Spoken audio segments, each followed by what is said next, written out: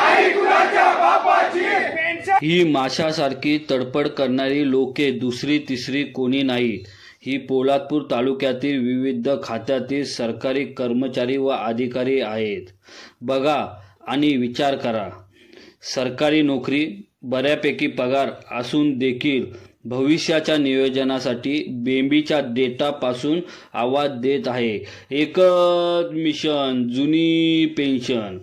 परंतु यातील काही अधिकारी व कर्मचारी जेव्हा सर्वसामान्य च्या रोजगाराची गोष्ट येते तेव्हा अजगराने जसा बेडूक गिरावा आणि सुस्त बसावे याप्रमाणे भूमिका घेतात, त्यावेळी आश्चर्य वाटते।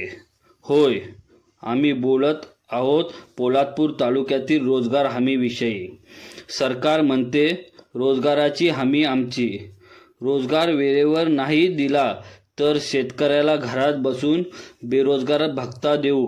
आणि प्रशासकीय अधिकारी व कर्मचारी म्हणतात, थांबा ना, करतो ना, एवढीच कामे आहेत का? या प्रकारची वागणूक, अमरण उपोषण, आत्मदहन यासारख्या टोकाच्या भूमिका यापूर्वी रोजगार हमी योजनेकरता पोलादपूर तालुक्यातील लोकसेवा समर्पित प्रतिष्ठान मार्फत घेऊन देखील पदरी निराशा पडली आहे। होय, 6 महिन्यातून एकदा रोजगार दिला गेला, पैसे देखील मिळाले, मान्य आहे। 15 दिवसाची सरकारी कालमर्यादा असून देखील 6 महिन्याचा वर कालावधी घेतला जातो।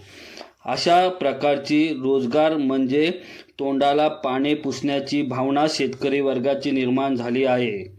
देशाच्या व महाराष्ट्राच्या राजकारणात काय घडते यापेक्षा सर्वसामान्यांच्या घरात काय शिजते हे गरजेचे आहे।